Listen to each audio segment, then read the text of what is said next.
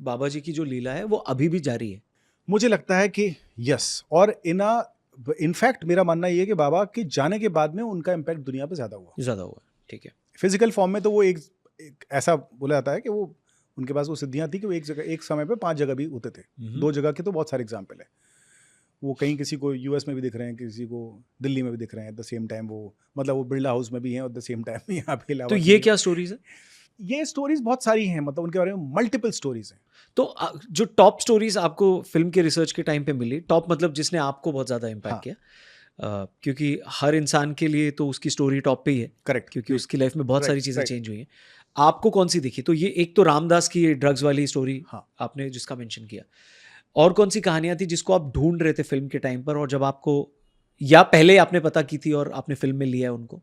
तो एक तो ट्रेन वाला इंसिडेंस है। ट्रेन, हाँ, ट्रेन वाला स्टार्ट। इंसिडेंस है। मैं लेकिन आपको बताता हूँ कि इसको थोड़ा फिल्म क्या है उसके बाद थोड़ा सा बता दूंगा मैं, ठीक एंड है, I will come back to this train वाली स्टोरी। ठीक है। बेसिकली फिल्म आप जब भी कोई बायोपिक बनाते हो सबसे बड़ा प्रॉब्लम क्या होता है? हाँ, chapter chapter chapter chapter, correct. There is jump of time frames, there is jump of characters. हाँ, तो आप उससे फिल्म से डिटैच हो जाते हो। आप कोई भी फिल्म, लास्ट में बायोपिक नाम नहीं लूंगा, जो रिसेंट बायोपिक्स आपको जितनी भी याद होंगी, हाँ, उन बायोपिक्स का सबसे बड़ा प्रॉब्लम ये है कि कहानियां तो बड़ी हैं, बड़े लोगों की, श्याम मानेकशॉ की कहानी, करेक्ट। उधम सिंह की कहानी है, अटल जी की कहानी है, लेकिन आप जब फिल्म देखने जाते हो तो आपको एक एक डिसोशिएट होने लगते हो, आप एक चैप्टर से दूसरे चैप्टर पे जाते हो। तो हमारी सबसे बड़ी प्रॉब्लम ये थी, कहानियां तो हजारों में हैं। हाँ। मतलब मुझे तो लगता है मुझे उनकी जो असली कहानी है उनका 5% भी नहीं पता मुझे। मैं जितने लोगों को, उनके डिसाइपल्स को, उतने उनके जानने वाले लोगों को, उनके हाँ, आसपास के लोगों को मिल रहा हूँ, जान रहा हूँ, उतना मुझे लग रहा है कि अरे ये तो भंडार है, खत्म ही नहीं हो रहा है। हाँ। हमने कुछ कुछ सैकड़ों की संख्या में स्टोरीज हमने कंपाइल की, एक्सेल जैसा कुछ बनाया, देन कि भाई ये जिस एरा की हम बात कर रहे हैं उस एरा में कौन कौन सी कहानियां जाएंगी, ठीक है। उसके बाद में उसका एक क्रोनोलॉजी का ऑर्डर, और प्लस उसको आपस में कैसे इंटरकनेक्टेड जो कहानियां उनको ही सिलेक्ट किया, सो उनको that he. It becomes a stitched film. It is done like कि भाई चैप्टर चैप्टर चैप्टर चैप्टर, और आपको अच्छा ये चैप्टर है, वो चैप्टर है, सीरियल की तरह हो गया। ठीक है। One of the story which was mandatory for us because this everyone knows about it, was the train story. तो क्या थी ट्रेन स्टोरी? बाबा जो है वो गंगा स्नान करने जाते थे। हाँ। गोपाल नाम का एक व्यक्ति था, उसके साथ में अक्सर जाते थे, कई बार अकेले भी आते थे, 2-3 उनके डिसाइपल्स थे, इनके साथ में जाते थे, कभी कभी अकेले भी जाते थे। तो बाबा जो है गंगा स्नान करके लौट रहे थे नीप करोरी के लिए, और वो स्टेशन नीप करोरी थोड़ा थोड़ा दूर था, और उसके पहले बाबा जहाँ उतरते थे वहाँ से थोड़ा पहले, चूंकि फर्स्ट क्लास के डिब्बे में बैठे थे, उनको वो अंग्रेज या संभ्रांत इंडियंस रहते होंगे, जो मतलब साहब, जो इंडियन साहब होते थे, तो उनको अंग्रेज ने स्पॉट किया और उन्होंने कहा कि भाई ये तो शोर मचा रहा है, इसको बाहर उतारो, निकालो उनको। Okay. While he was sitting at the gate, दरवाजे पे ही बैठे थे वो, और वो ऐसा कुछ डिस्टर्ब कब नहीं की कर बात रहे होगी? थे। ये है 1930 और 31 के बीच की बात है। ओके। 1931 में एक रेलवे का अधिनियम आया, जिसमें संत महात्माओं को ट्रेन से अगर उनके पास टिकट ना उतारे जाने का एक नियम आया। अच्छा, कि नहीं उतार सकते आप? नहीं उतार सकते, ये नियम, मतलब ऐसा कहा जाता है, और बहुत सारे कनेक्शंस ऐसा ये बात को प्रूफ भी करते हैं कि ये नीम करोली बाबा के उस ट्रेन इंसिडेंट्स के बाद में, आज भी आपने देखा होगा कि ट्रेन में जब जो संत महात्मा होते हैं वो बैठे रहते हैं वहाँ पे, हाँ। उनसे बाबा जी आप इधर से इधर बढ़ जाइए, इतना ही होता है बस, हाँ। कोई उतारता नहीं उनको। ठीक है। अब बाबा जी आप स्लीपर डिब्बे में चले जाओ, बाबा जी आप सेकंड क्लास में चले जाओ, यही बोलते हैं, क्योंकि नियम बनाया गया।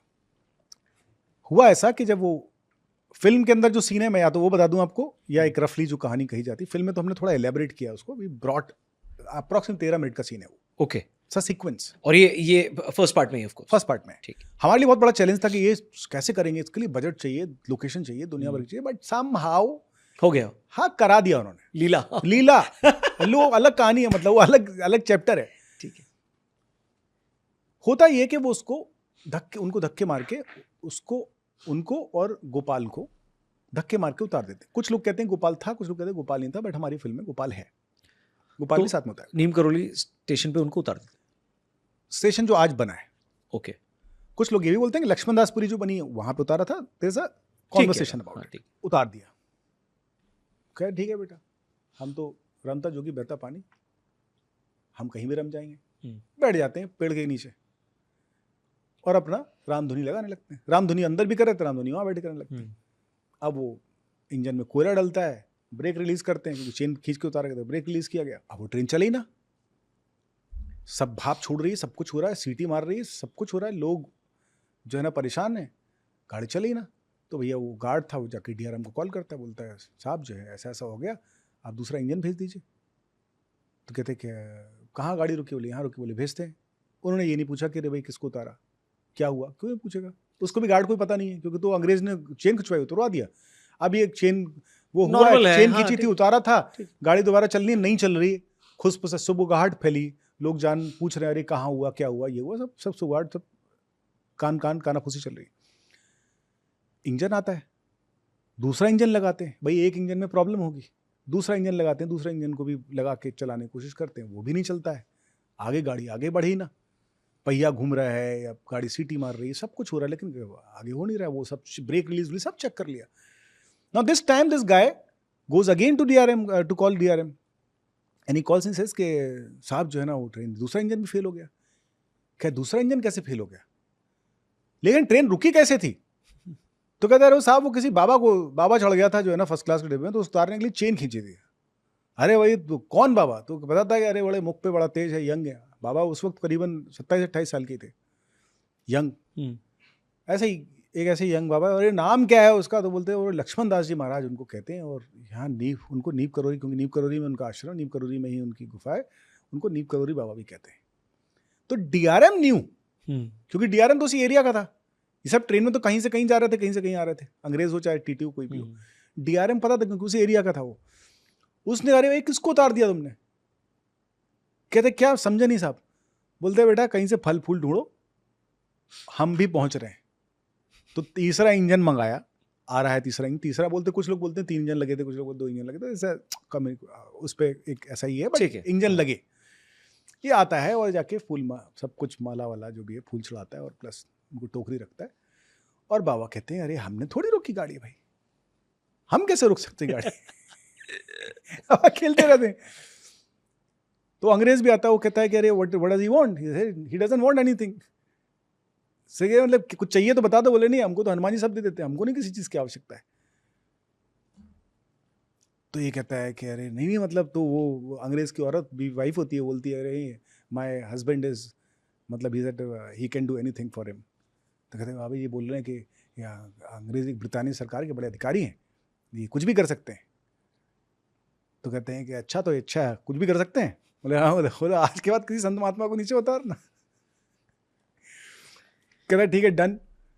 कहते बाबा जी फिर गाड़ी चला दी। तो बोले अरे हमने थोड़ी गाड़ी रोकी। बोलते क्या? बोले हनुमान जी ने रोकी। हनुमान जी बोले माफी, सॉरी बोल दिया उसने, सॉरी। सब लोग सॉरी, क्यूमुलेटिव सॉरी बोलते। अरे हमने थोड़ी गाड़ी रोकी, हनुमान जी ने मांगी, उनसे मांगो माफी। तो कहता सॉरी गॉड। कहता अब चला दो। बोला देखो लेकिन यहाँ पे एक स्टेशन बनना चाहिए, यहाँ के लोगों के लिए बहुत परेशानी होती है, सब लोग बैठे हैं, बहुत परेशानी होती है चढ़ने उतरने में। तो वहाँ स्टेशन बना। बोलता हाँ done. That's how the station was made.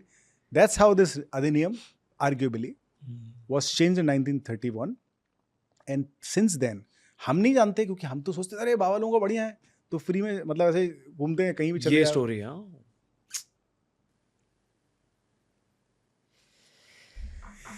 So yes, तब से अंग्रेजों के साथ खेला कर रहे हैं बाबा।